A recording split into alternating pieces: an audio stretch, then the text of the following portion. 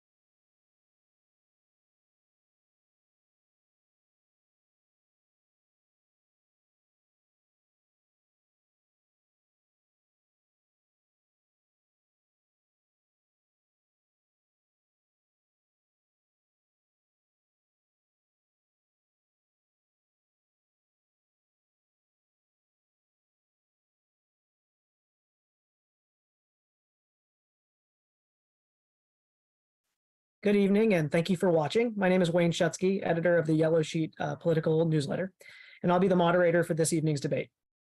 The Citizens Clean Elections Commission is sponsor of the event.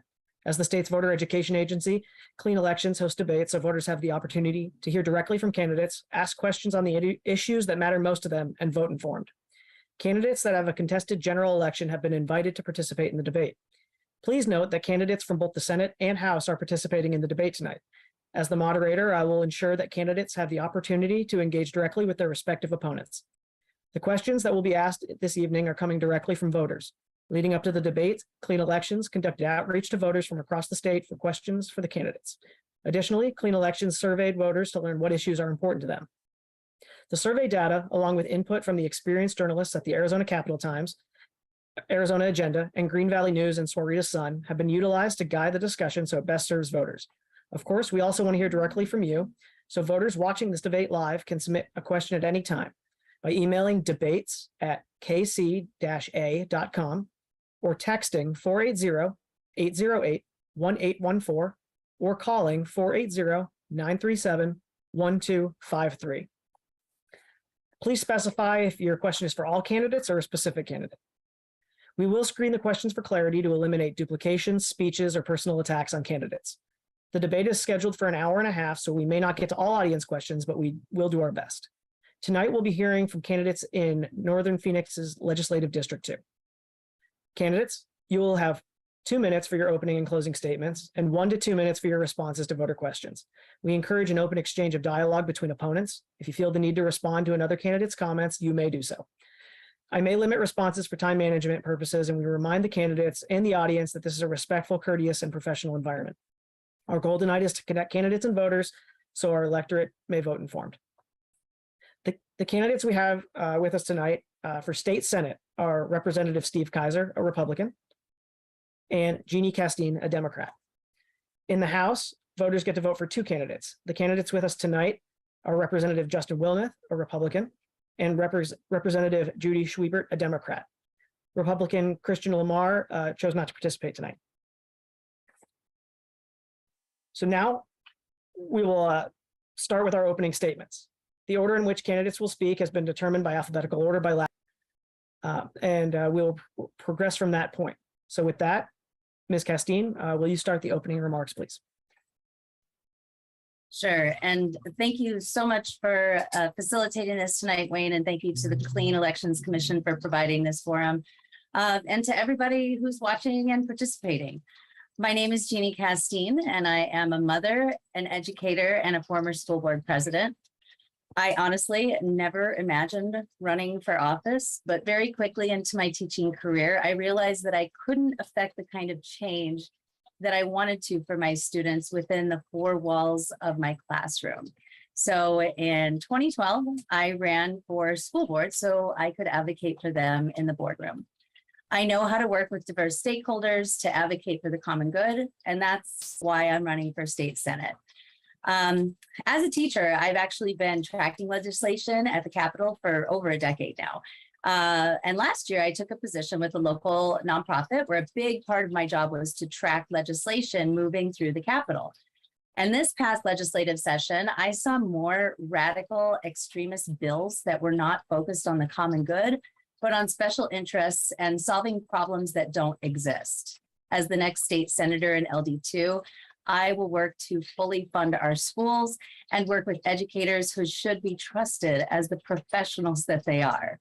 I'll work with communities to tackle the housing crisis that is harming working and middle-class Arizonans.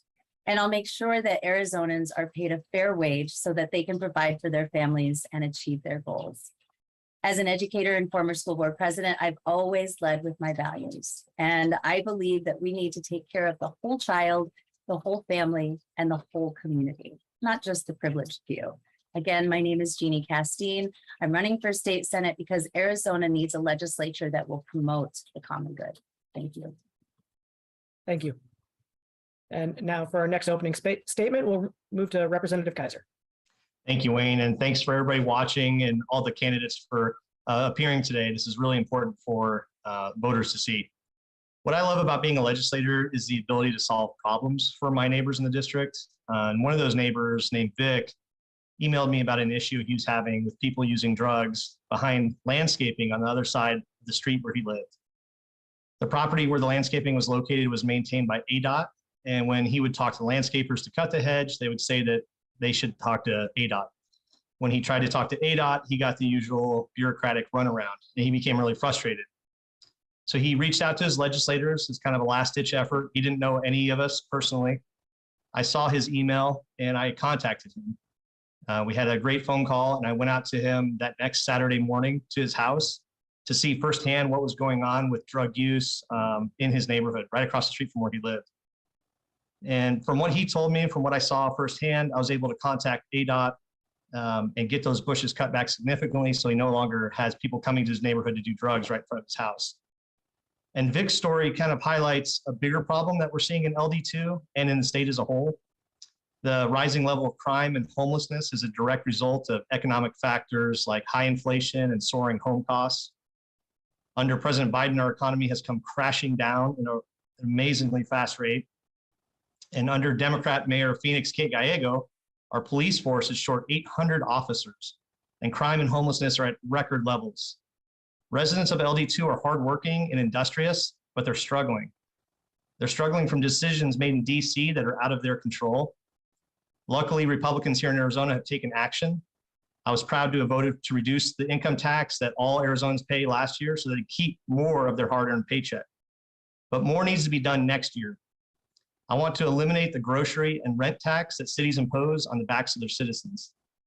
That will provide immediate relief for LD2 residents. I also want to continue to drive the income tax to zero so that Arizona does not take a dime from your paycheck, a paycheck that you work so hard for.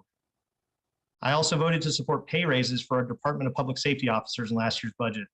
And I will continue to honor and respect our men and women in blue that keep our streets safe. The city of Phoenix should do the same, but under Democrat control, they have a culture of defund and disrespect for our brave law enforcement officers. I'm an Army veteran, a small business owner, and a husband and father. I have a history of getting the tough bills across the finish line and in a bipartisan manner. In fact, I worked with Judy Schweibert on several of those bills last year. I want a prosperous and affordable Arizona for everyone, and I humbly ask for your support and trust by voting for me, Steve Kaiser, for LD2 State Senate. Thank you. Thank you. And now we'll move on to the House of Representatives with Representative Schweibert. Oh, you're on mute. Thank you. I did it again anyway. Thank you, Wayne, and thank you to all the candidates for being here, and special thanks to anybody who is watching now as well as later. My name is Judy Schweibert, and I'm honored to be your state representative from Legislative District 20, and I'm now running for re-election in the newly drawn LD2. I actually grew up in Phoenix, where my dad was a shop teacher and became a leader in vocational education.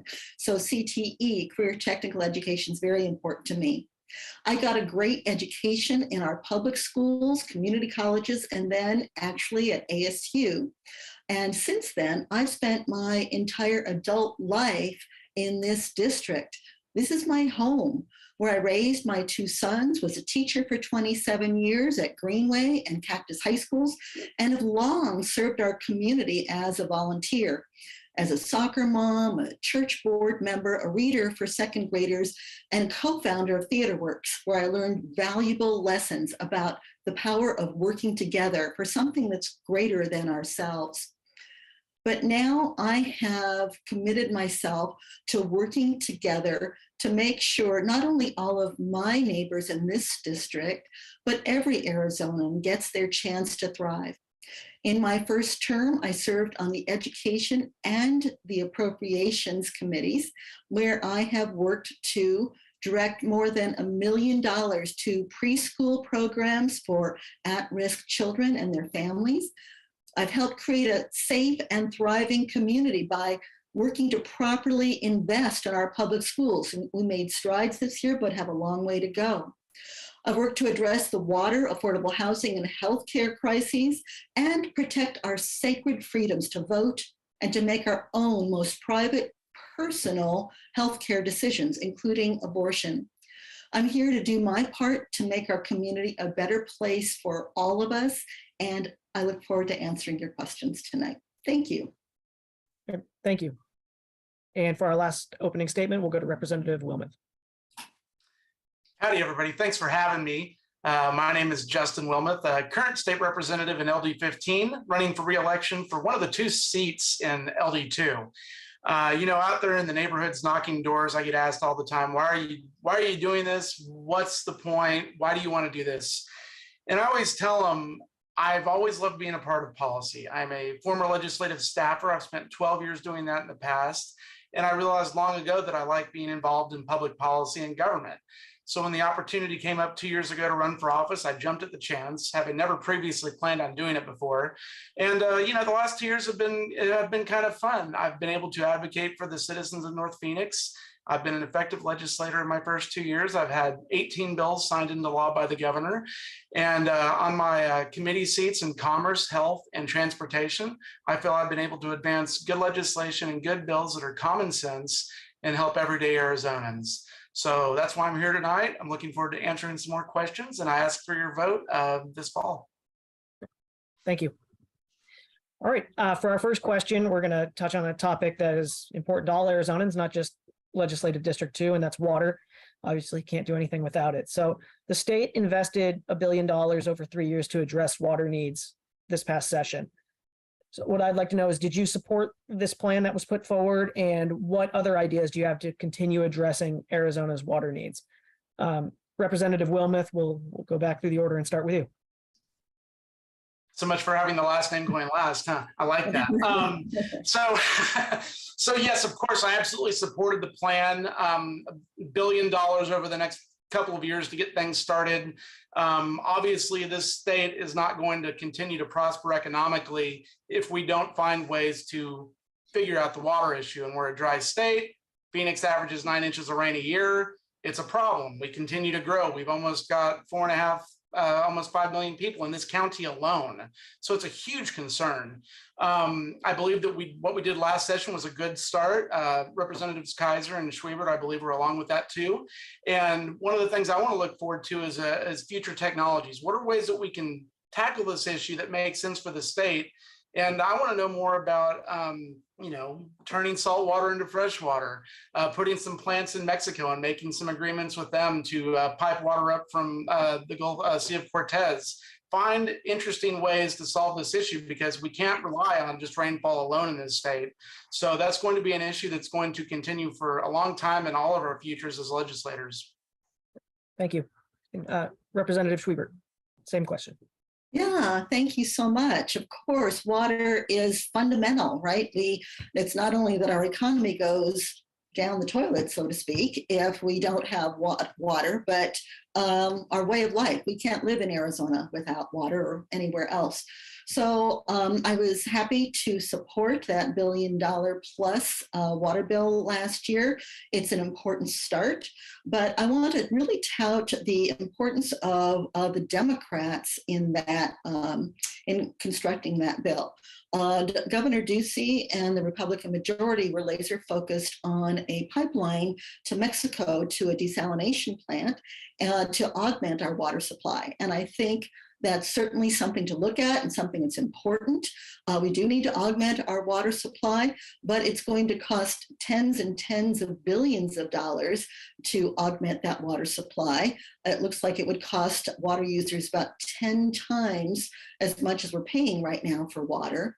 And it will take about 15 years to actually get any of that water from a desalination plant. So it's really crucial. And I was really proud to be part of the Democratic caucus's plans to insist on immediate ways to conserve water. There are a lot of technologies. For example, most of Arizona's water is used by agriculture, and boy, do we need agriculture and food. I support that. But we mainly use flood irrigation, and we can save almost 70% of the amount of water that's used by agriculture by moving to drip irrigation. We also need to do more to help cities and incentivize everyday water users to make smart conservation decisions, whether that's putting in different kinds of plants in our yards, or whether that is turning off the water when you brush your teeth, or all kinds of different things, including rainwater harvesting. We should be looking at that. And so I think that we need to continue to tackle this issue, obviously, and under a Democratic majority, we will make sure that we are doing more than pipe dreams for getting more water. We're actually working now together with all the stakeholders to create smart conservation. Thank you. And we'll move over to the Senate and Representative Kaiser. I like that pipe dream joke. That was, can we just pause and appreciate that for a second? That was great. So really the water issue is two sides of the same coin. So you have conservation and then acquisition, in my opinion. Conservation, rainwater harvesting is actually, it's funny that she brought that up, because I had a bill that was going nowhere, and there was another Democrat member in the House that had a rainwater harvesting bill. And I was talking to her about it, and it's just a great bill. It incentivizes people to create a rainwater barrel in their backyard, harvest the water, and it was going to be a tax credit program where you could basically get the rainwater barrel for free and conserve the rainwater. And think about this last monsoon season we had. That would have been amazing. You could have filled up multiple barrels. And so I told this Democrat representative, why don't you use my bill as a striker, and let's put that language on there and let's run it through. And that's the kind of bipartisanship that I've had for the last 2 years, and I'll continue to go forward if reelected. Yes, I have strong ideological views on some things, but I work with the other side on a lot of things, and rainwater harvesting is one of them. I think from the acquisition standpoint, there's a couple different options, right? It is very expensive, very time consuming to create some kind of a pipeline system for sure. But Arizona is taking the first cut because we are at the bottom of the ladder when it comes to the Colorado River Basin states. And I think what we should do is try to either help pay for Mexico or California to open desal plants, and then in return, we get a portion of their allotment for the Colorado River. That way they can build it, get it up and running right away. Some of them are mothballed, ready to go. They just need investment to get them up and running, and then we can have that allotment. We have a booming state, 300,000 people a year moving here, and we need to have the water to continue to grow. And what's really interesting about water is how it's allocated and how it gets used. We actually use less water now than we did in the 1950s. And you ask yourself, why is that? Because we've been growing so much with residents, but what's been happening is agriculture uses about 75% of the water. But as homes get built, they use significantly less water than agriculture. And so as farms have been turned into subdivisions, water usage has actually gone down. So I think we work with the local farmers in Arizona, find out ways to do a drip irrigation. What other ideas do they have? They're the experts in farming. I'm not. I live in suburban North Phoenix, so I want to hear from them. And what can we do to make water usage more efficient? Okay. And then how can we acquire more water as well? Thank you. And Ms. Castine. Thank you so much. And yeah, this is a really important question because, none of us want to go to the tap one day and have it just run dry. And some of these speculations of how much water we have, it is a finite resource and we really have to be conserving. I also appreciate the fact that you're asking a question that I think we can all probably agree on a lot of things. So that was a really nice starter question. I actually, on the board of the nonprofit that I am with, we have a farmer who lives in Waddell. And so he gives me a lot of information as, again, a suburban, person doesn't necessarily get in their day-to-day life. And so what I would like to see us to do, I think, some of you have already said, we need to provide incentives for smaller farmers like him so that they can actually convert their flood irrigation systems to drip irrigation systems. It just makes sense. I mean, we need short-term solutions, and that is conservation. I think we could provide incentives for residential folks to be able to, rain barrel collection and all these other things to make sure that we are being good stewards of the water that we have here in Arizona. Long term, we need to take a look at infrastructure too. I also think that we need to make it unprofitable for Saudi Arabia and corporations to take the precious resource that we have of water here in Arizona. Makes absolutely no sense to me that they're getting this bargain on, growing alfalfa in the state of Arizona for cattle in Saudi Arabia. It makes absolutely no sense. And the people of Arizona deserve better than that. I also think because we're one of very few states who actually have a state energy office so that we can apply for, and we used to have one, by the way. It was done away with Governor Ducey, but having a state energy office will actually allow us to apply for federal dollars when they're available. And we really need to embrace a clean energy requirement with measurable goals. And unfortunately, what I've seen happening at the legislature is kind of this kick the can down the road mentality and focused on, culture wars and solving problems that don't exist, instead of focusing on the things that are going to affect Arizonans every single day. All right, we move on to the next question then. But thank you for your answer. Speaking of another big investment that we had this year at the legislature, legislature added hundreds of millions of dollars in ongoing K-12 funding last year. With those investments in mind, do you believe that K-12 education is adequately funded in this state? And yes or no, what other proposals would you have related to K-12 funding? So we'll go to Representative Schweibert. Oh, thank you for starting with me. This is an issue that's very close to my heart. As a teacher and a mom and a grandmother, I ran for office because it breaks my heart that we have almost a third of our students without a permanent qualified teacher in their classroom. That's a disaster, not only for those children and for their families, but it's also a disaster for all of us who want a safe and thriving community.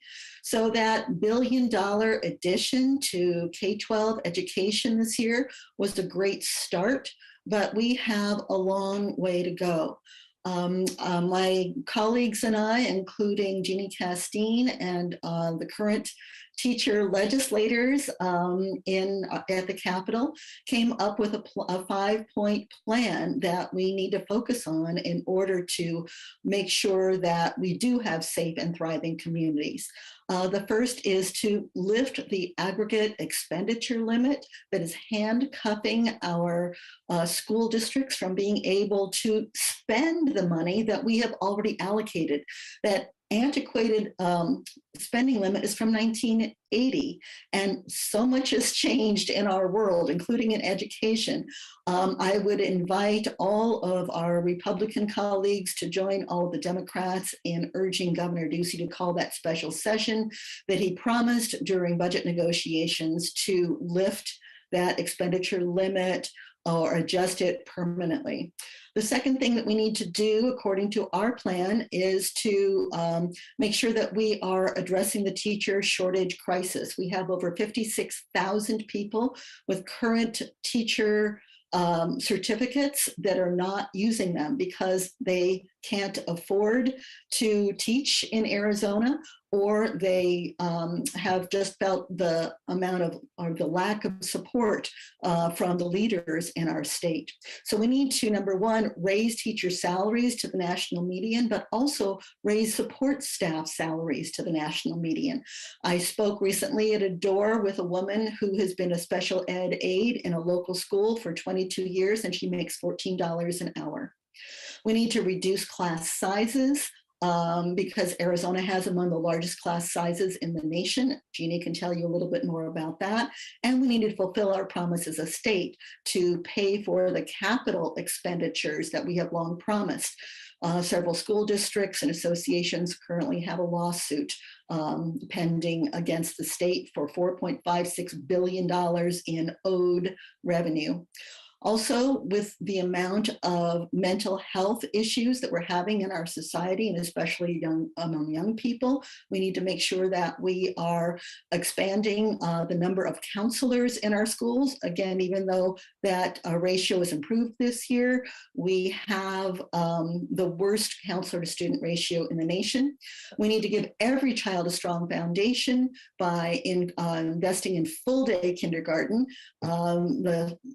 And I'll leave it at that, as well as move toward universal pre-K. And finally, we need to protect taxpayer investments in our public schools by keeping those dollars in accountable and transparent schools that have to report what they are teaching and how much. We've got to move on to the next Okay. candidate. Thank Sorry. you. I'm a little passionate about that one. That's fine. Thank you.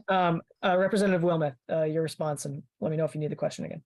I would love the question again, actually. Yeah, Ms. so, Schweibert does a great job, but we're talking about the investment that the legislature made in K-12 funding last year, and whether you believe that with that investment, K-12 education is adequately funded in the state.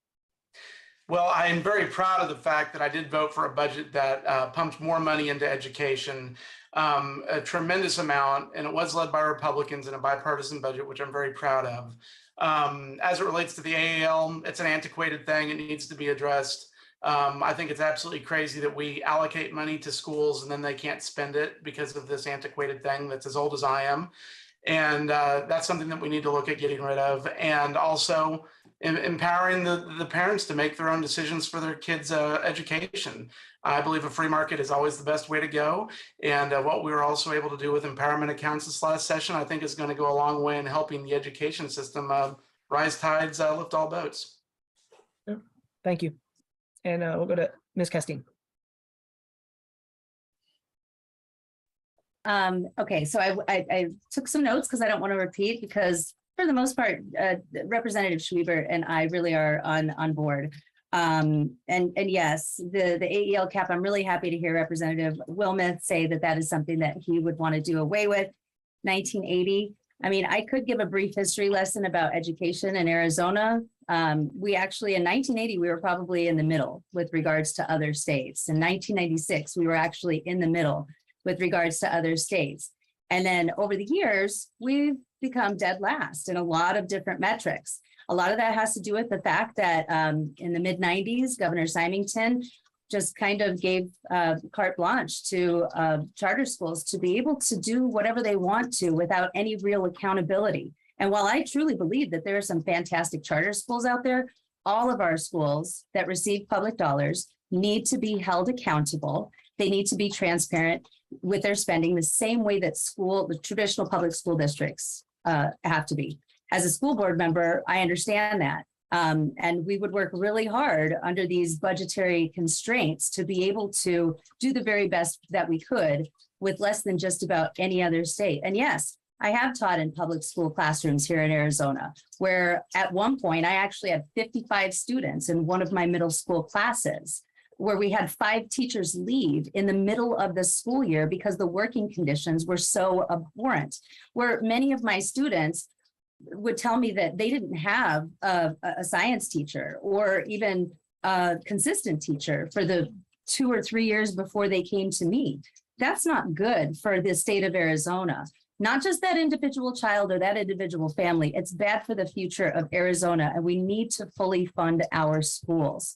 So I agree with Judy's plan. I appreciate her and the other teacher legislators who put it together, and I signed on to that plan. And again, another thing that Judy said too was about the capital funding. We need to fully fund our schools. You know, when it rained at the middle school where I taught in Maryvale, we would have 30 buckets and garbage cans to collect rainwater. And the kids could tell that the people in charge did not care about them or their education. They could tell when we went to sporting events at other wealthier districts that the people in charge did not care about their education. So we need to make sure that our schools are fully funded. Thank you. And Representative Kaiser, same question to you. Great, thank you, Wayne. Yeah, I think back to my first year at the legislature, which just 2 years ago. So I've only done 2 years down there. But the first year, the budget was a Republican-only budget, and we increased education funding by $900 million. And then the next year, it was a bipartisan budget, and we were able to increase education by over $1 billion at the same time of doing a historic tax cut. So you can do both things at once. And I'm a big supporter of K-12, but I'm also a big supporter of K-12 reform. I think our education system is changing here. We've had charter schools for about 20 years, over 20 years. They make up over 20% of our public school students. We now have ESAs that are universal that'll also shake up our school system. And we have a system that we talked about. AEL is a great example. This is an old system set up incorrectly. So Paradise Valley School District is in our district. They have over $13,000 per pupil for PV. If you go to Deer Valley, which could be across the street from where you live, guess how much they have per pupil? Less than $11,000. And then our charter school students have less than $11,000 per pupil also. So it shouldn't be different based on where you live. And so I've always been frustrated by that aspect. Another thing is the efficiency. So money is one aspect of having a great education, but efficiently running districts is the most important thing. Leadership is the most important thing. And that starts with school districts and school boards. These are elected individuals that are allowed to vote to raise your taxes. They need to be running these schools appropriately. So if you think back to the 20 by 20 plan, that was the legislature and the governor saying 20% raises for teachers. Can the legislature give a 20% raise to a teacher? No, they can't. They can only allocate money to school districts. And did you know, according to the Auditor General, that less than half of school districts in Arizona actually gave that pay raise to their teachers? And so management is so important. When you look at the school district that my opponent ran, they had 25,000 square feet of unused space because they had enrollment declines 15%. People were fleeing the school. But luckily we passed my bill that did adult education. We were able to use that 25,000 square feet of dead space in the district that she ran to now provide high school diplomas and trade certificate to folks that needed it. And over 200 people applied right away. So I'm very excited about efficient use of district space. I'm not excited about poor leadership of a public asset like that. Thank you. All right. Moving on to another issue. Excuse Yes, me? ma'am. Yes. Both. Yeah, I had my hand Ms. raised. Castine first. Yeah. If that's okay, yeah. So I was there during 2018 as both a teacher and a school board president. And we worked really closely with our teachers in the Creighton School District. So yeah, it was really great that Ducey put forward this 20 by 2020 plan. But our teachers overwhelmingly told us that they wanted to make sure that the classified staff also received raises. So this wasn't just a decision that was made by school board members without any kind of consultation with the teachers and the staff. This was something that was decided in consensus through hard work, because even though we have, different opinions about how things should work, they all knew that they wanted their classified staff, who are the backbone of our public schools, to also be taken care of. So maybe the question is really, why didn't Ducey want to make sure that the classified staff had an adequate pay raise as well? And then, so that they could turn it around on the school boards and the school districts to say that we weren't managing it correctly. Additionally, every single year, our benefits, our medical benefits, our co-pays go up. So even though we've seen these marginal raises for teaching staff in Arizona, they don't account for the cost that we have to spend to be able to purchase our insurance, and they certainly don't account for inflation. So we are dead last in many of the metrics, like I said before, and that includes teacher pay.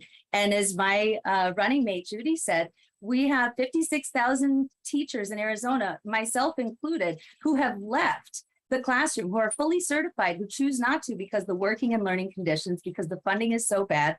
My own daughter is one of those people. She graduated in May with honors from ASU with a degree in secondary education, and she's already moved to another state. We are chasing teachers out of the classroom before they even get the keys to their first classroom. Thank you. Mr. Kaiser, and let's keep it brief so we can. Okay, yeah, thank you. She brought up the teachers in the district and that it was kind of a partnership between the teachers and the school district, school board members. And I thought that was interesting because during her time as school board president, her teachers were actually paid 16% less than the state average during that time. And the in-classroom spending, so in-classroom supplies like construction paper, glue, everything, it's actually 22% less than the state average. So this is what I'm talking about. We have to invest in the classroom, not in other things like dead space, 25,000 square feet of dead space. Let's invest it in the classroom. And that's why I'm working with Matt Gress on the bill to pay teachers first, the $10,000 raise for every teacher in Arizona. We're gonna have a bill that bypasses school boards that aren't doing the right thing. And we're gonna give that raise directly to teachers. The school district can't touch it and put it in administration. All right, I'd like to give Ms. Castine one more opportunity to respond if she'd like, because again, your time as the school board president was directly addressed. And then I'd like to move on.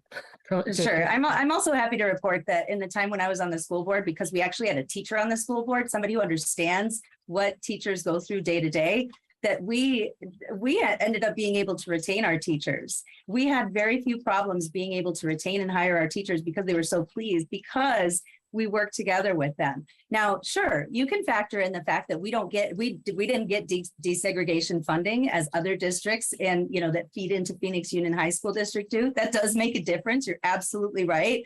But that's part of the issue. This unfair funding structure that prioritizes the needs of the wealthy few over the many.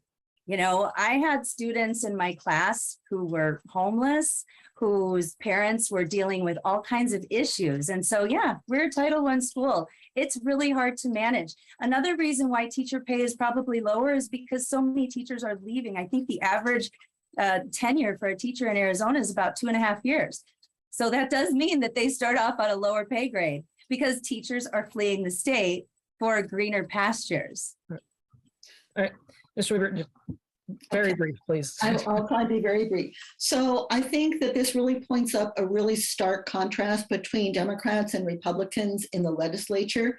We need to stop demonizing school boards and district administrators who are necessary to making sure that we have well-run school systems. And they are all doing the best that they can on a shoestring, sometimes with one or even two hands tied behind their backs. In all the education meetings that I have attended at the legislature, I don't know that I've ever seen either of our opponents attend a meeting with the Superintendent's Association, with the School Board Association, with the Teacher Association. Democrats build coalitions. We build partnerships to make sure that we are solving the problems instead of attacking and dividing people. Thank you. All right, I want to move on to another topic that I'm sure everyone is going to be eager to talk about, and that is affordable housing. Housing costs have obviously skyrocketed across Arizona in the past few years. Representative Kaiser, I know that you sponsored a bill last session aimed at looking at some potential solutions for this. So I'll start with you. Can you talk about proposals you have to address the affordable housing issue for residents of your district? Yes, absolutely. So housing has always been a priority topic for me because it fits right in with making sure we stay affordable and prosperous. If you don't have a home within your budget, everything else is going to be difficult, and we need to secure housing for folks. And right now we have a massive crisis when it comes to housing. And we did run a bill to try to make it easier to build because I'm convinced we have a supply problem. We have, as we mentioned, 300 people a day moving here, about 100,000 a year. And we are not building like we used to be building. And part of that, we're trying to figure out why that is. And so we had a bill, it was aggressive, but my plan was to negotiate it down. But that bill failed and we turned it into a bipartisan, again, you're gonna hear a theme with me, it's always a lot of bipartisanship, a bipartisan study committee. And remember that bill was a bipartisan bill too. And we were going to invest $90 million in the Housing Trust Fund in addition to addressing zoning reform. So we turned it into a housing study committee, and I'm actually really glad we did because this is such a complex and personal issue. When you're dealing with somebody's neighborhood and talking about building in their neighborhood, we have grown to the point where every new development is going to bump up against somebody that's already there. We have a lot of infill opportunities. We can't keep going out. Eventually you get landlocked. And that's what we've heard as we've traveled the state, we've gone to Flagstaff, Tucson, Sedona, and we've heard about we're landlocked, we can't do anything. But we also don't want to go up because we don't want to, the view sheds. And then the other wrinkle is the short-term rental aspect of housing too. I'm a big private property rights guy, but what we're also seeing is huge companies from outside the state just buying up homes and turning them into short-term rentals. So we need to find a solution to that as well. So we are continuing to meet. We started meeting in July. We've met twice a month. We've toured those cities, like I mentioned, and we have an outside consultant also doing the same study at the same time. They're going to brief us in December. We're going to come up with our own findings report. And remember, this is a bipartisan budget. We've got 2 Republicans, 2 Democrats. We've got builders. We've got city reps. We have a nonprofit rep that works in the housing space, and we have the Department of Housing. So I intentionally made it as bipartisan and fair as possible. I could have stacked it with all my friends and Republicans, and we could have just said, yep, zoning is it. That's the only solution. But I wanted to have a good product. I really enjoy legislation because we're solving problems. And the more complex a problem is, the more interesting it is for me. And so this is a very complex problem. I'll wrap it up. Yeah. But I find it very interesting, and I hope we can find a great solution to turn it into legislation next year. But if I don't come back, there's gonna be nobody to carry the ball, unfortunately. Thank you. Same question to you, Ms. Castine. Sure. Yes, thank you for the question. Yeah, I've had a lot of people actually reach out to me recently about the problem in their own neighborhoods about short-term rentals. They have taken up every neighborhood in Sedona, and they swallowed up about 15% of their housing units. They've lost about 10% of their population, and they have added the equivalent of 2,500 hotel rooms to Sedona. A 350 square foot studio now costs $2,000 a month to rent. So I don't necessarily think this is a supply issue, but an oversight issue, and the fact that the legislature in Arizona has essentially cut municipalities at the knees to be able to create their own policies with regards to housing is hurting these neighborhoods. I've had people reach out to me talking about actual murders that happened in their neighborhood. One was not too far from my house in a short-term rental. Other reports of, stray bullets coming in through the windows of the residents who live there. My own children, actually, my son and stepdaughter, they live in South Scottsdale, and there is essentially a party house there that anytime that there's a bowl game or the Phoenix Open becomes this crazy mess for the people who actually live there to be able to navigate their own neighborhood. It's gotten so bad now that the average house price in Sedona is about $1 million.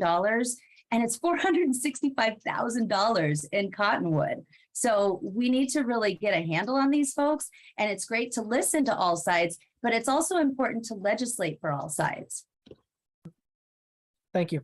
We'll go to the House candidates. We'll start with you, Representative Wilmot. Okay, so yeah, housing is a huge issue for everybody in this state. As I said in my opener, we're kind of a victim of our own success in this state because we're gaining 200 to 300 people a day, and it's hard to keep up with that demand. And I read a story once a couple of months ago that talked about how for the decades previous, before the housing crisis in 2008, the building was keeping up with the growth. Okay, so supply and demand were basically in concert and doing things together on the same level. And after that crash, we never recovered on the building. So absolutely, more supply does lead to lower costs, absolutely. And we haven't gotten back to that point to building more supply to ease that issue that we're having in this issue. So we really do need to look at removing burdensome regulations. We need to look at zoning reform, absolutely. And also in our district, the northern part of our district, let's see as I look at the map here, Norterra, Gidea, areas like that, There's some state trust land there that's about to be sold off because of companies like TSMC moving into North Phoenix. And those companies are very, very interested to have new housing options for their employees in our district. And about a third of LD2 is state trust land in the northern areas. And I really believe those are areas that are going to be great neighborhoods for us over the next decade. So we need to look at ways to expand housing options in North Phoenix. And I believe that's kind of the approach we have to take. Thank you. And close us out on this one, Representative Schweibert. Okay, thank you so much. Yes, like everybody else, I have friends and people, acquaintances who are saying my rent just went up $800 a month, $1,300 a month, and that's horrible. Anybody who works a full-time job should not wind up on the street. And our seniors are among some of the most vulnerable people who are being affected by these skyrocketing home and rent prices. A lot of that has to do with out-of-state investors coming in, both through the short-term vacation rentals, as Ms. Castine mentioned, that are causing skyrocketing rents in cities like Sedona and in Flagstaff and here in the Valley as well. I believe that we need to give control back to the cities. They're the ones that know their environment and community best and are in a best position to do. It used to be that Republicans were all about local control. Now it's us Democrats who are fighting to make sure that cities have control over their own environment. They're the ones who know their cities best. I also think that we should do what Ohio is looking at doing and create a first right of refusal law so that when these out-of-state investors come in and want to buy up whole swaths of homes or even individual homes or individual apartment complexes, that Arizona nonprofits or individuals get to make a bid. And if they match that bid from that out-of-state investor, the Arizonan always wins. It's really time for Arizonans to get to be able to take back our own state from these out-of-state investors. Thank you. You wanted to respond, Representative Kaiser? I just wanted to highlight something she mentioned seniors, and I think it's really important to highlight that they are actually our fastest growing homeless population in the state of Arizona, and that is a travesty, and we all need to make that better. And I was shocked to learn that there was a beautiful multifamily project in the Southwest Valley that had specific senior residence part of it. And the local community actually fought to get that project shut down. And so we need to address NIMBYism by educating our communities that we need homes for folks. We are having our seniors out on the street more than any other population because they are on a fixed income and there is no shelter available. So we need to educate our local communities on the importance of housing and that it's okay to build more. Thank you. Representative Schweibert. Can I just make one more comment about Sure. homelessness? Because it's one of the issues that I hear most about at doors, together with abortion and homelessness. People are concerned about both of those issues.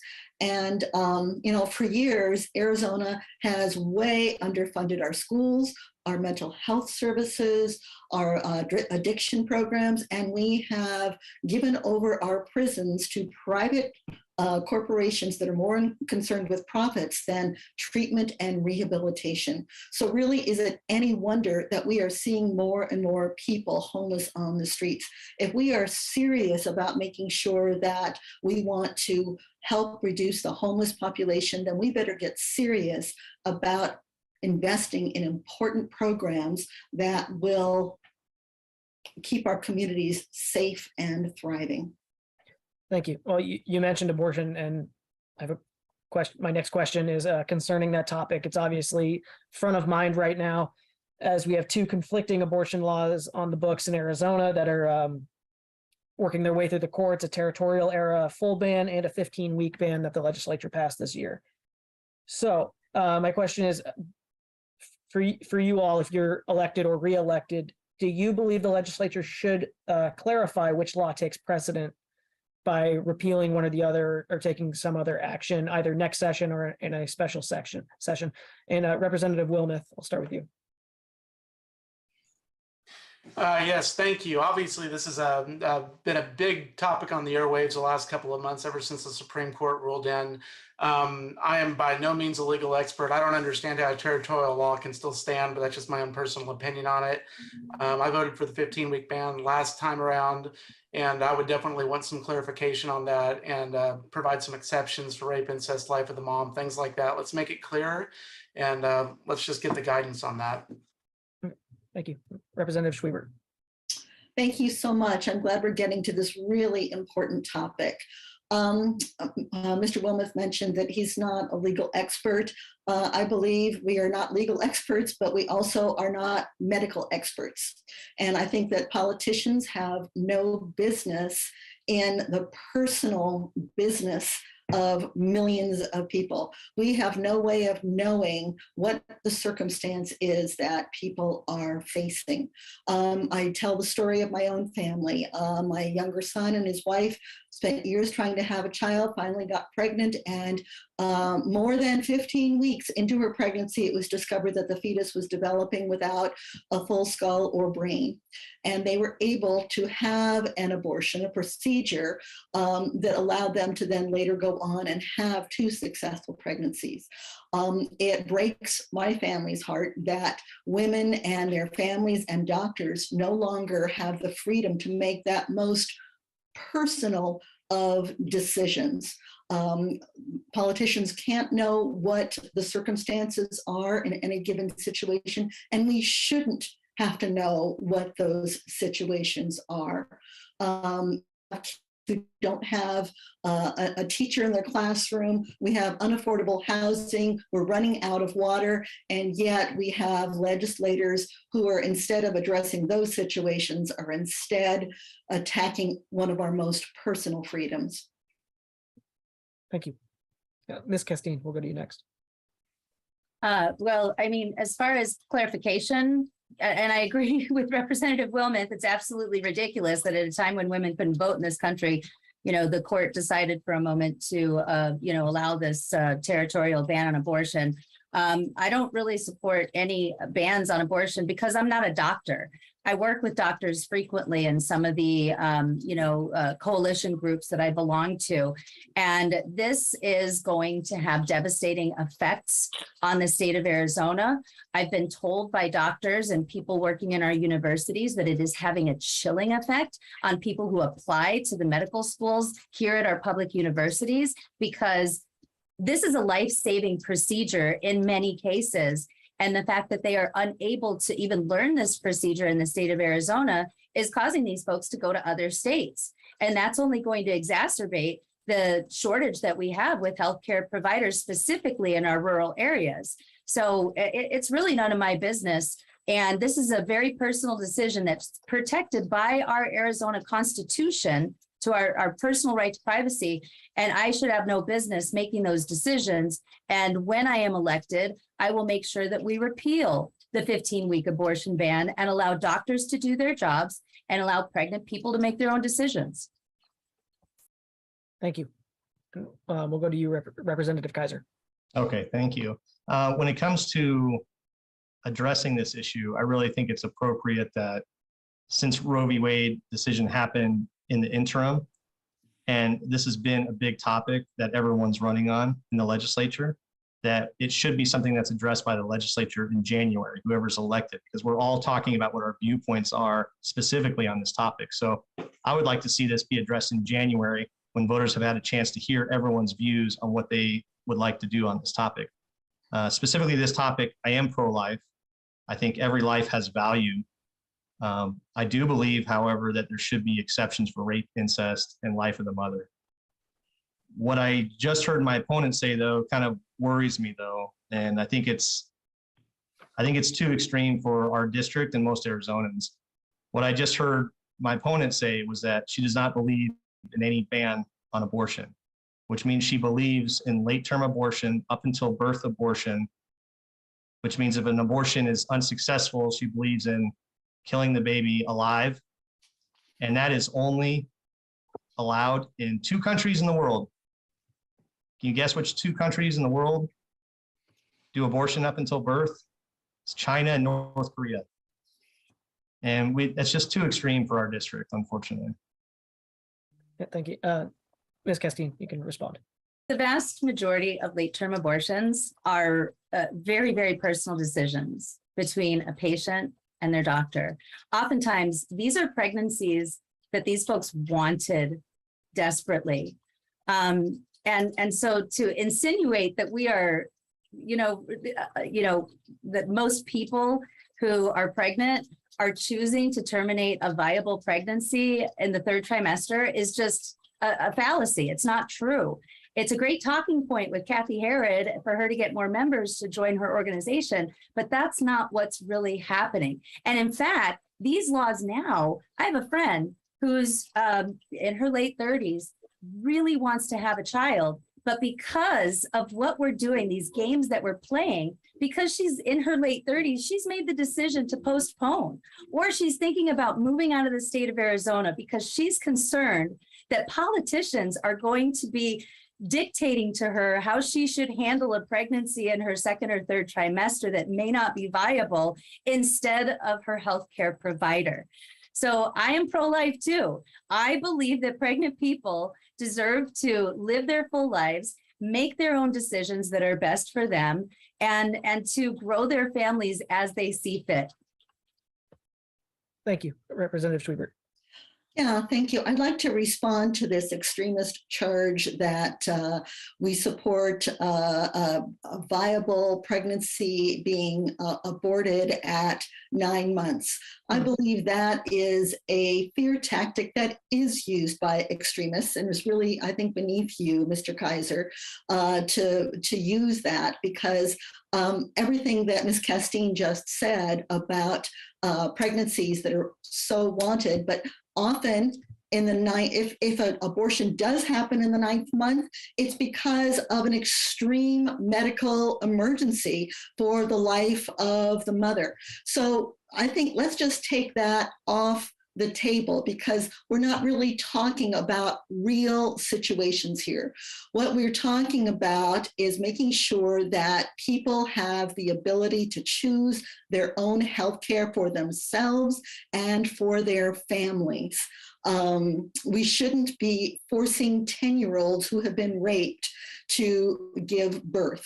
It's the Democrats and Jeannie Castine and me who want to make sure that we are protecting our most personal freedoms.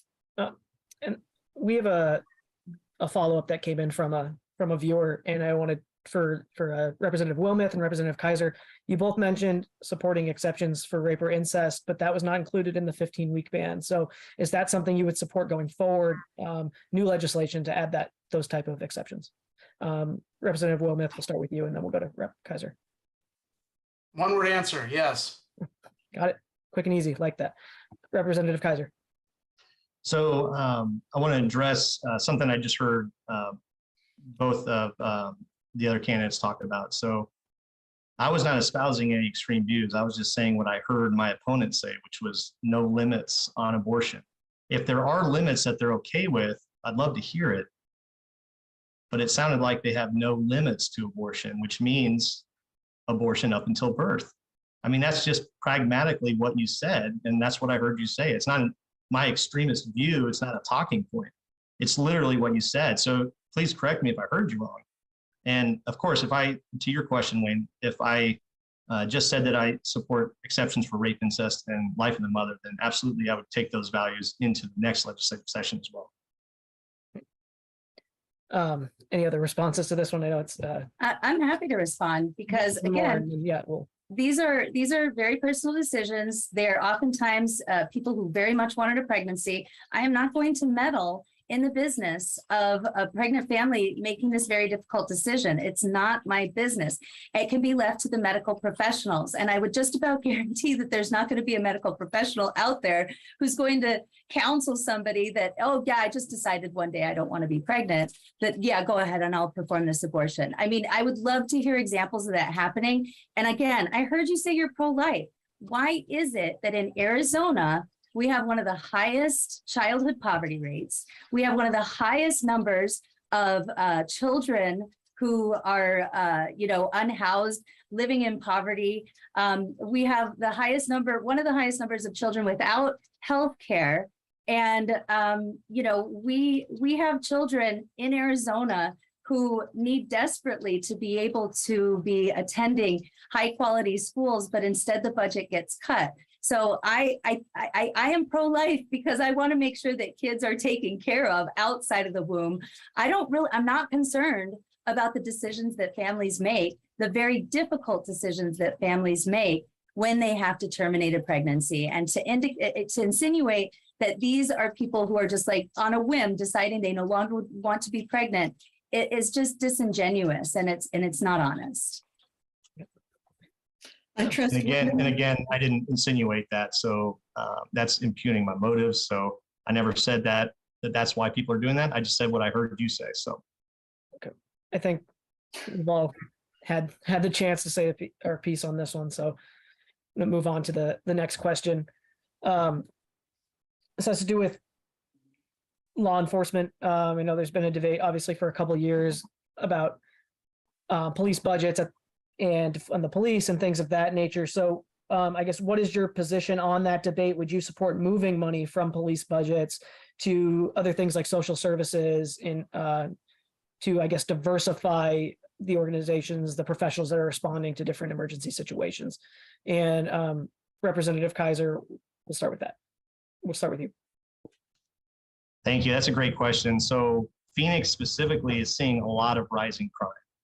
And it's mainly due to the city of Phoenix, which is run by Democrats, has been for a long time, where they just don't put a focus on respecting their police force. And people are leaving in droves, and they're actually higher paid than our state DPS officers.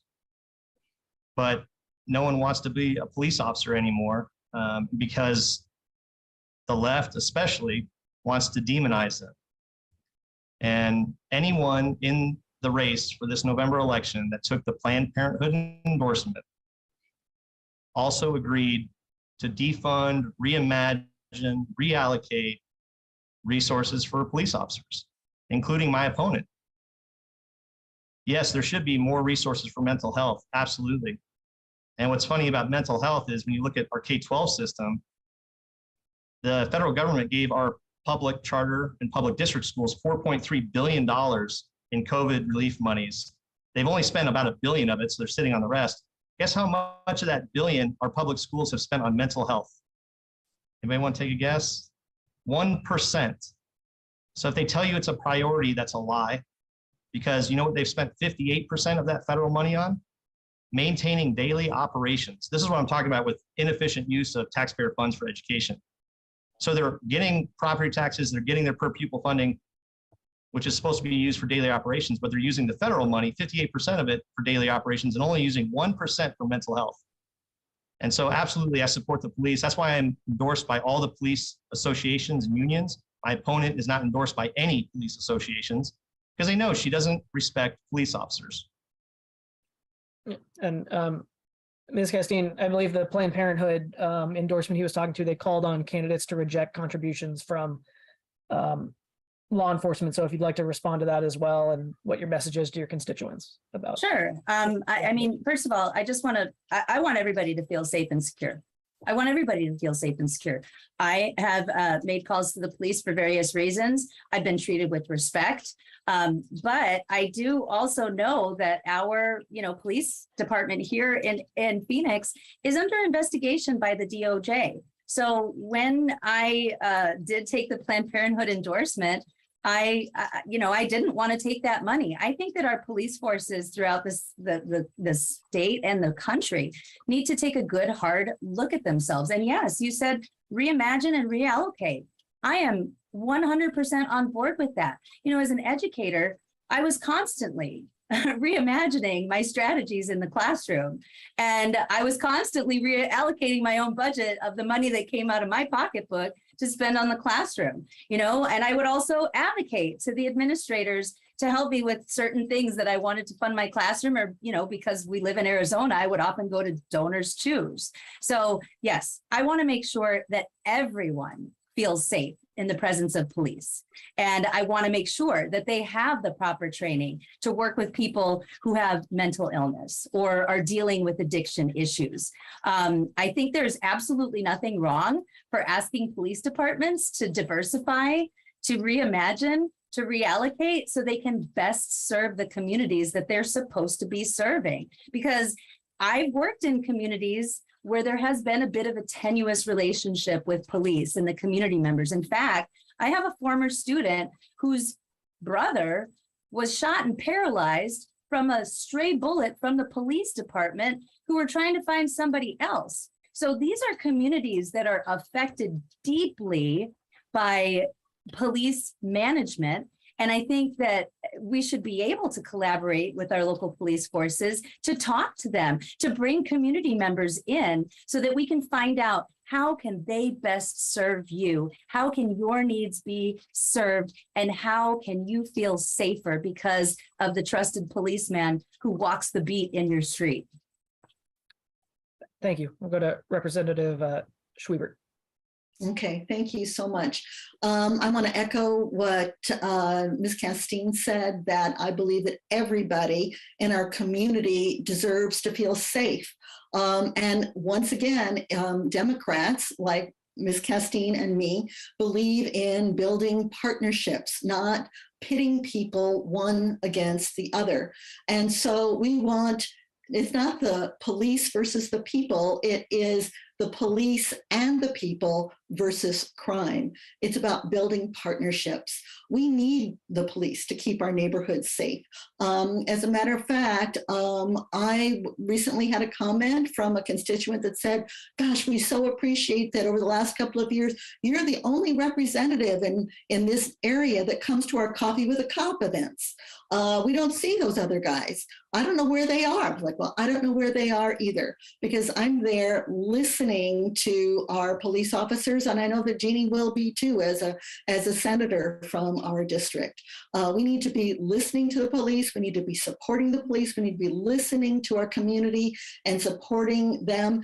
And we need to make sure that we are making proper investments. I really appreciate Mayor Kate Gallego and the Phoenix City Council, who are calling for an all hands on deck moment, that we need to not only create more funding for the police, but we also need to be addressing issues of mental health and issues of homelessness and issues of addiction treatment. All of those are needed in order to find a solution.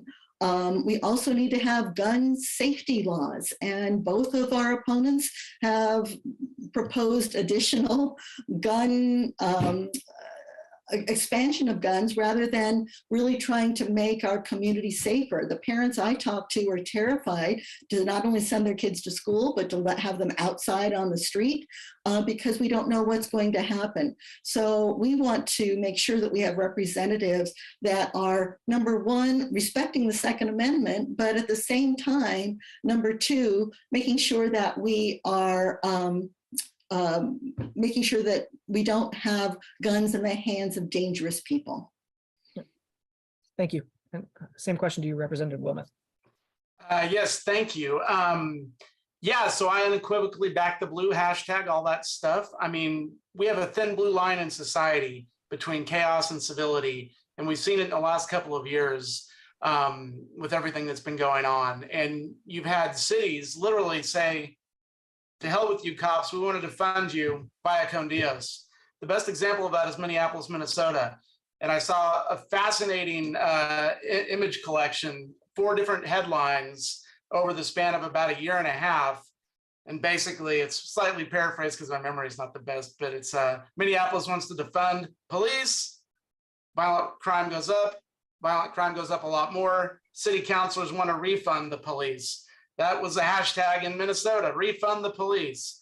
So we have to handle people the right way. If we have cops that are bad actors and they need to be disciplined, absolutely discipline them. That is absolutely something we need to do. And in any field, we have that. We have lawyers get disbarred. We have a malpractice for doctors. So we need to go after bad actors in any sector. But we cannot ever entertain this idea that police should not be funded properly. And let's give them the tools they need to protect people, because it's not a safe world out there. And we've seen that in the last couple of years. Thank you. Representative Kaiser first, and then Representative Schweibert. All right, thank you. I just wanted to clarify, you brought up, you had said specifically the Planned Parenthood endorsement was only about refusing donations from police associations. And it actually is more expansive than that. It is, you have to support reimagining, which is defunding resources for police force. And I'm glad to hear that my opponent said that so definitively, that she does support defunding the police through reimagining. I mean, the reimagining, reallocating, that's not defunding, it's reallocating funds. So I'm not really sure what you're talking about. Representative Schweibert, you also had something to add. Yes, I was going to add, I just wanted to mention earlier, and I forgot to, I want to thank the paramedics and firefighters for their endorsement, as well as the Arizona State Troopers Association. I wanted to acknowledge them and thank them for their support. Thank you. All right, the next topic we're going to move to is elections. There have been some calls by some Republicans to do away with mail-in voting in Arizona and some other voting methods that we've used here. I want to know what your position is on Arizona's existing voting options, such early voting, mail-in voting, and whether you're in favor of keeping those, modifying those, just what your position is on the different methods Arizonans use to vote. And we'll start with Representative Wilmoth. Yes, so elections are obviously a very controversial topic. I found out during all of this in the last couple of years that I believe early voting was started in the 90s because people were fainting in primary lines in August. I didn't live here then, I was a kid. So I guess it came out of an issue of safety. And now there's a lot of mistrust about the system. There's absolutely things that need to be looked at.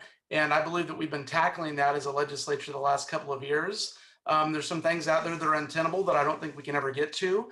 But I do think we need to make sure that the voting process is safe and secure. And that's something that I'm absolutely dedicated to. Thank you. And Representative Schweibert. Thank you. Yes, our elections absolutely do need to be secure, and I am passionate about protecting our voting freedoms. You know, there are always ways that we can do better, but it's really way past time that we all stand together and stand up against repeated baseless claims about fraud in our elections. In the legislature here in Arizona in the last year or so, we've heard over 100 bills attacking our voting freedoms. And that over and over and over again, we've had court cases, we've had investigations, we've had audits, we've had fraudits, and every one of them have confirmed that no fraud existed in the 2020 election. And yet our opponents and their party continue to be at the whims of the most extreme members of their party that use up our valuable time in the legislature attacking our freedom to vote, and really making it harder for people of certain populations to vote. You know, we have had men and women over the centuries that have fought and died for our freedoms in this country. And there's rarely a more fundamental freedom than the freedom to cast a ballot and elect your own representatives. I stand strongly for mail-in ballots. It is a secure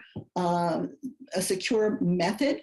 The Arizona Republic, AZ Central, which I've lived here my whole life, and for the longest time, AZ Central, the Arizona Republic, was considered a right-leaning, a conservative publication. And they came out basically with an editorial from their editorial board today and said, don't fall for this BS.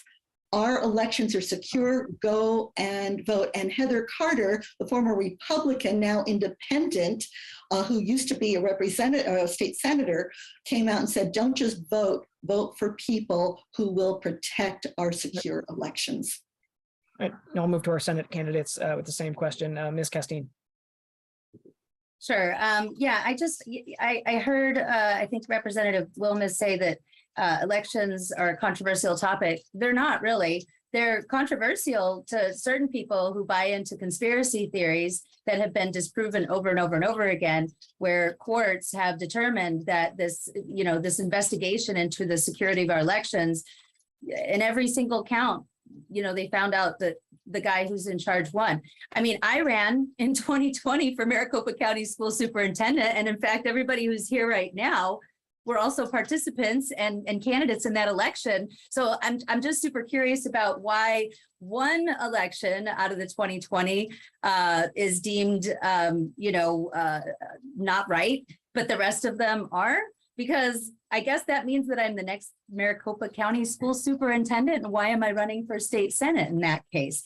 I also think about, too, the many times that I went down to the Capitol, because it was over 100 bills that were attacking our voting freedoms, over 100 bills.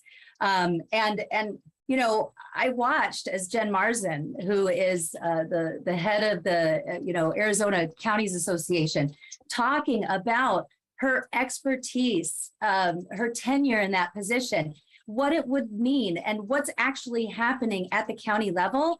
And what I saw was a lot of representatives and senators really disregard her authority as an expert in that field. And it goes back to the idea that, teachers no longer have authority with the Arizona GOP, doctors no longer have authority with the Arizona GOP. The people who oversee our elections no longer have authority. Like, when does that stop? I trust the experts. I trust the judiciary, who has determined that each and every one of these investigations is really false. And we need to move on from the 2020 election. I lost. Y'all won. Congratulations. Let's move on. Let's make sure that we reinstate Pebble, so that it makes it easier for folks to vote.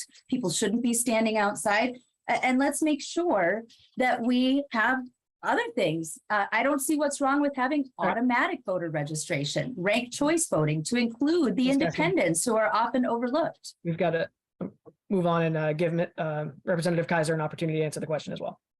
Thank you. I want to go back to something that Representative Schweibert said that needs to be kind of highlighted. It disappointed me quite a bit to hear her say that the Republicans, and specifically Justin and I, tried to suppress the vote of certain groups or certain population groups. And what she's implying, I think that is not appropriate and beneath you. You know me, you know Justin, and you know that we do not suppress votes of certain groups and populations. And that's really disappointing to hear you say that. We don't need to be kind of throwing mud like that, because that's not even accurate. These aren't statistics that I took a vote on something, I'll stand by that vote, but don't imply that Justin and I are racist, essentially, and that we would try to suppress the vote of certain population groups, because that's uncalled for. Regarding mail-in voting, though, I have voted primary general. I grew up here. I've lived in this area since I was 5. But I started mail-in voting when I was in the Army and I got stationed in Georgia, because I wanted to stay registered in Arizona. I wanted to keep participating in Arizona Republican politics in Georgia. And so I was voting by mail back then in Georgia, moved back to Phoenix, and then I got deployed to Afghanistan. I voted by mail in Afghanistan in the 2008 presidential election. We watched those debates in Afghanistan, if you can believe it. Voting is so crucial to our society. We need to make it easy to vote and hard to cheat. I think that's a great mantra that we can all live with. I enjoy voting by mail. I voted in person too, off and on. I was looking back through my voting history. I've gone kind of back and forth, but I really enjoy voting by mail because I like to sit at my kitchen table with all the literature. I like the voter guide. Some folks I know right away who I'm going to vote for. I still like reading what everybody says, but other folks, I want to really dig into what they say. I want to look at the attack mailer and the pro mailer and kind of distill the middle and decide who I'm going to vote for. And so, we've been doing this for decades. We always need to be improving on our voter rolls, on our processes. And so, election integrity is one of those things that you have to constantly work at. You have to constantly improve, make sure it's hard to cheat. because cheating happens on both sides, and we got to make sure that we have elections, because that's the ultimate form of voter suppression, is when you don't believe your vote counts. And there's a lot of Americans that feel like their vote did not count, and we need to respect that. And what I heard tonight was not respect for that viewpoint, it was derision.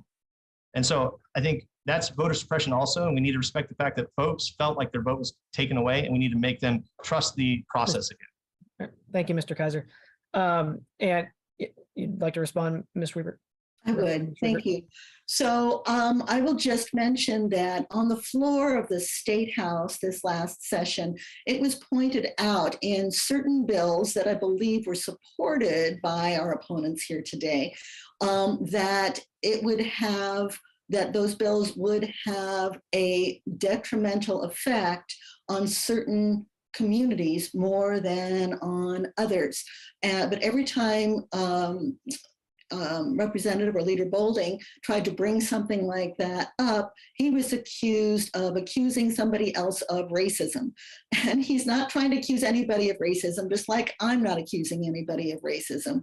I'm just stating the facts that some of these bills that were proposed are bills that would have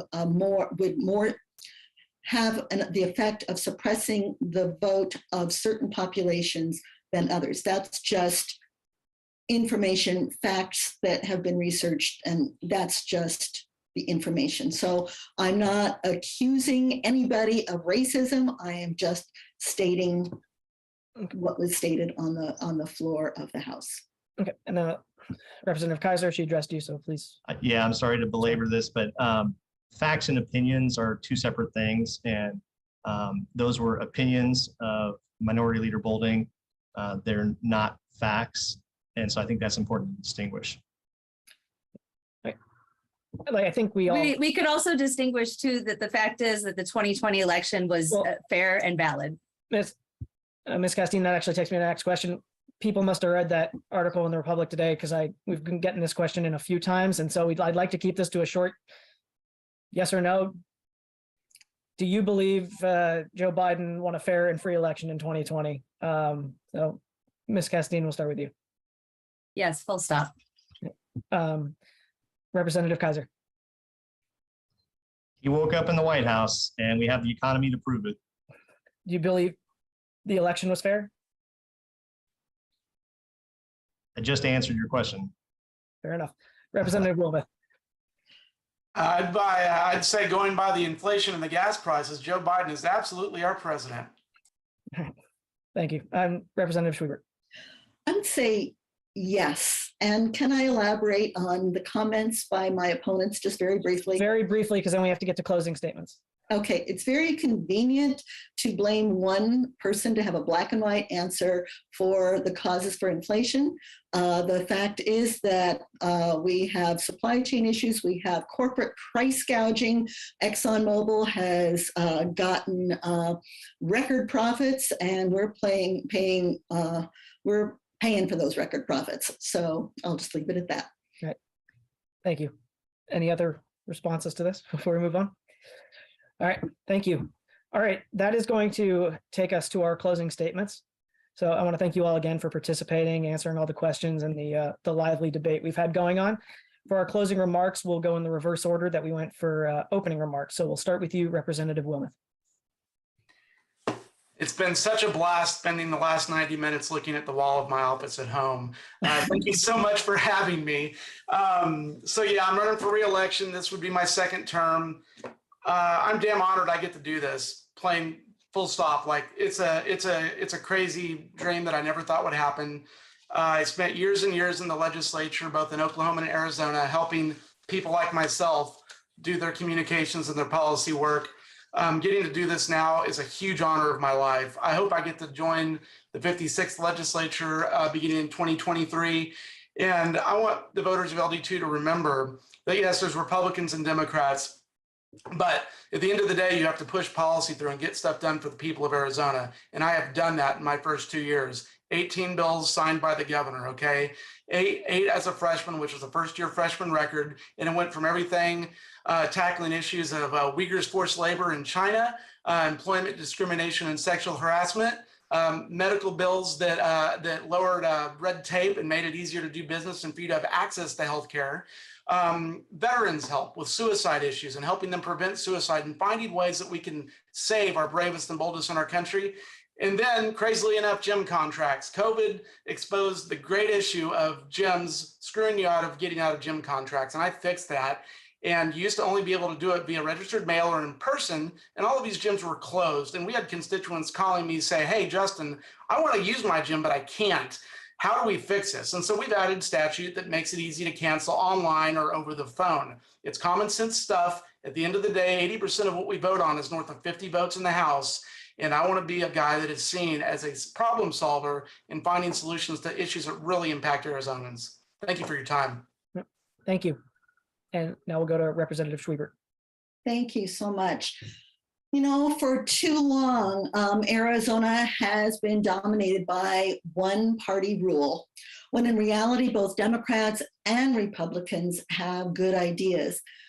But sadly, the current one vote majority Republican Party has prioritized benefits for the wealthiest Arizonans. And we've been held hostage by, or they have been held hostage by extremists who prefer waging culture wars against teachers, election workers, LGBTQ youth, and now women, rather than dealing with the actual very real and urgent issues that we're all facing. We are neighbors. Let's make Arizona kind again. It will take every one of us together to create solutions to the teacher, the water shortage crisis, the affordable housing, and something we didn't get to talk about tonight, the healthcare crisis. Every one of those is a disaster for all of us who truly want a safe and thriving community.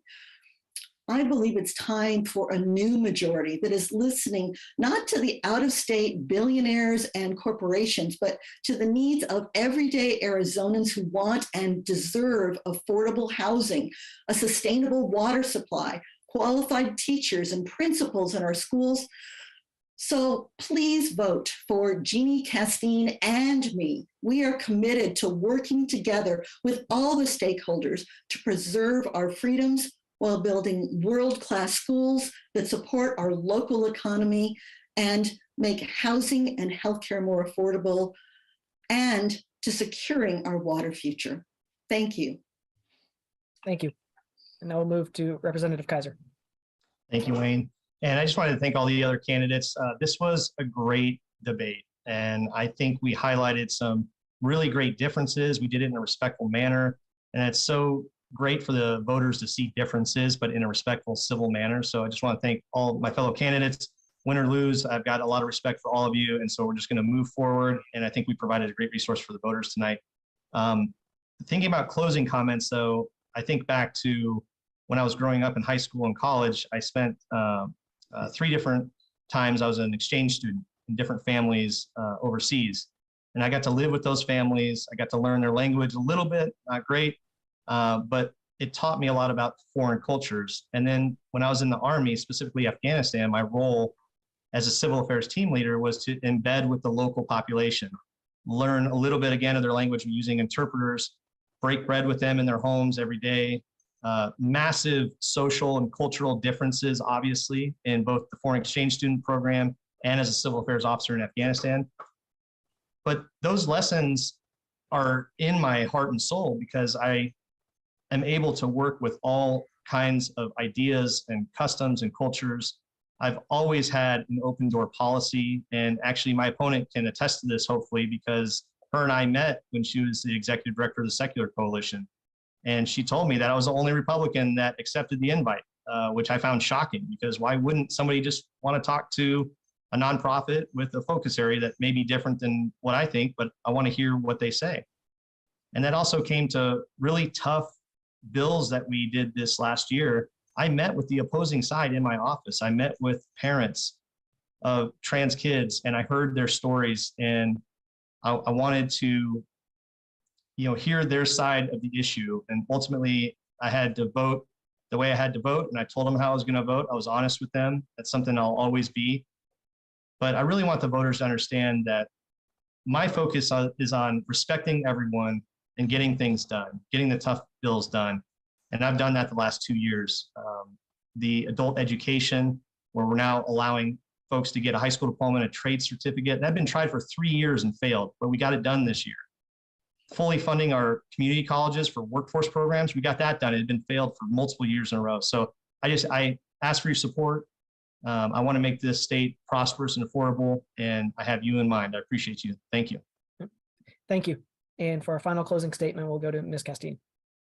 Sure. And again, thank you so much, Wayne, the Clean Elections Commission, everybody who watched and participated tonight. I've spent my entire life advocating for the common good. I heard somebody just mention opposing sides. I think really most of the time we're on the same side. We just need to find that common ground. You know, my mom used to tell me, Jeannie, you've never met a stranger. And she would worry because, you know, I would literally talk to everybody, whether it was at the grocery store or the local Kmart or whatever. I believe that every person in Arizona, regardless of zip code, deserves the very best that we can offer them.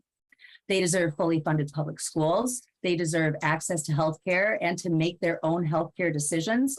They deserve affordable housing, clean water, and good paying jobs.